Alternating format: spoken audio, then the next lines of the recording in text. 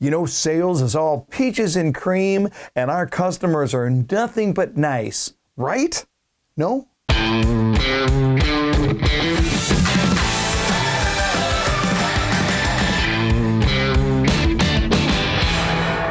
Hey, I got an email from a salesperson and he said, hey, Jeff, I was reading something out of your book. I used the technique and it blew up in my face. Thank you very much. That's sort of what the gist of the email was. And I typed back, tell me more about that. And he said, well, I used this line that you've used, so you're out shopping. Is that fun for you? Are you having a good time? The customer responded to this salesperson, no, I'm not shopping. I'm just looking, and I don't need any of your slick sales talk. Wow. Wow. Wow. Yikes. That'll put you in a tough spot. Now, here's my question. What did that salesperson say? Remember the line now. So you're out shopping, you having fun. What did that salesperson say that so set this guy off? And the answer is... Nothing set that guy off. That guy was already set off before he walked through the door. Sometimes customers are like that. They're going through a tough time. They had a bad experience. Who knows what it is? They're just really afraid of salespeople. I don't know. That salesperson could have said, I got a briefcase with $1 million in it, and all you have to do is be nice to me. Wouldn't have mattered. That was a decision that had been made in advance. But here's the deal. That salesperson has to be 100% on for the next person who walks through the door. That's going on YouTube. How do we do that? I mean, how do you bounce back when you've had a tough conversation? How do you make sure that you are giving your all to the next person who comes through the door, even when the last person really kind of set you off? And here's what you need to know. It's all in your head. This is a mental game.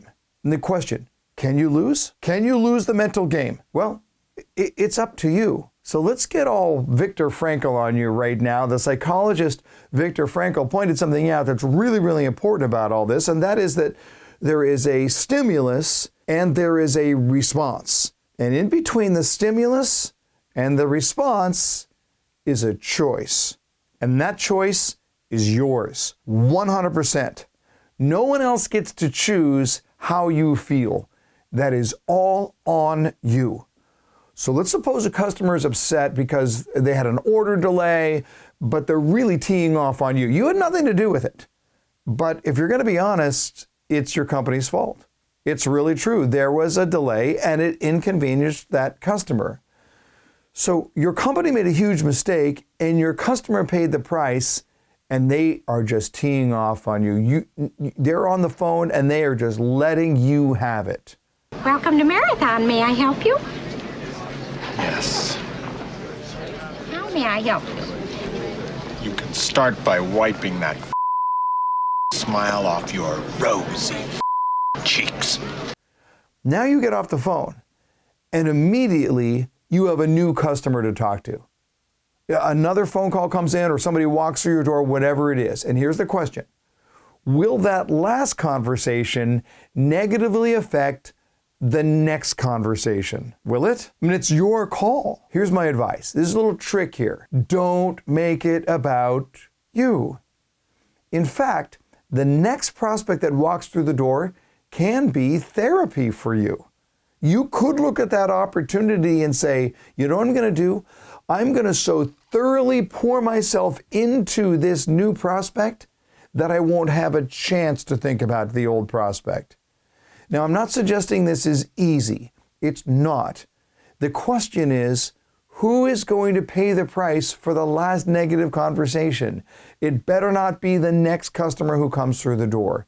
This is on you, and you have got to own it. So I'm going to suggest you here that even 5 seconds of deep breathing in between conversations can make a huge difference. Just that opportunity to shake it off. Just remember, the decision is yours. You can carry the negative energy of that last conversation into the next conversation, or you can choose to release it and start all over again. That decision belongs to you 100%. Make the call. Make the decision. The next person that walks through the door needs you, and they need the very best of you. So I'm going to give you one last suggestion on this, and it comes from my daughter. When she was playing soccer way back in high school, she had this mental technique called throw it away. She would literally grab a mistake, crumple it up in her hand, and throw it away. When something went wrong, you'd see her on the field. She'd go like this, throw it away, because she could not let the last negative thing that happened affect the next move, the next play. This is our opportunity. Take that negative experience and throw it away. Your next customer needs you. They need the best of you. Give them your best. Thanks as always for watching the 5-Minute Sales Training. And until next time, learn more to earn more.